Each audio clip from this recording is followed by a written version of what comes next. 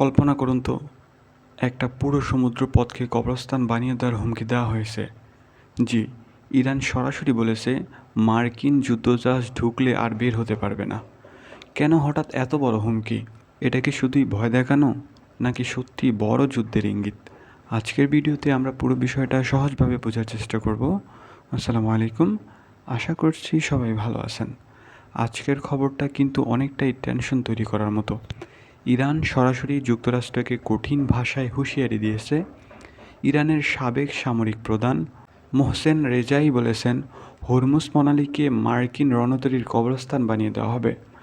মানে, সহজ ভাষায় বললে, যদি কোনো সংঘর্ষ হয় তাহলে গুরুত্বপূর্ণ সমুদ্রপথই আমেরিকার জাহাজ ধ্বংস করে দেওয়া হবে। তিনি আরও একটা কথা বলেছেন, যুক্তরাষ্ট্রকে জলদস্যু বলেও তিনি উল্লেখ করেছেন। কেন এই কথা বলেছেন? এখন প্রশ্ন হচ্ছে, এই হরমুজ প্রণালী এত গুরুত্বপূর্ণ কেন? কারণ বিশ্বের বড় অংশের তেল এই পথ দিয়েই যায়।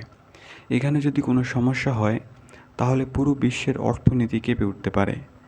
রেওয়াজি আবার আগের একটি কথা উল্লেখ করে বলেছেন, ইস্পাহানে মার্কিন একটি F-15E যুদ্ধবিমান বিধ্বস্ত হওয়ার কথা তিনি মার্কিন প্রেসিডেন্টকে সতর্ক করেছেন। তারা বোঝাতে চাচ্ছেন, আমরা পারি, আর দরকার হলে আবারও করব। বিশ্লেষকরা বলেছেন, এই বক্তব্য দুই দেশের মধ্যে উত্তেজনা আরও বাড়িয়ে দিতে পারে।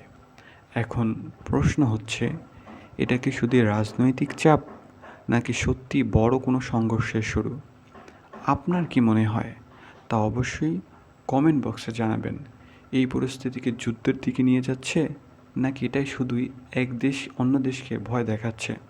পরবর্তী কোনো ভিডিওতে আবারও আপনার সাথে দেখা হবে। আসসালামু আলাইকুম।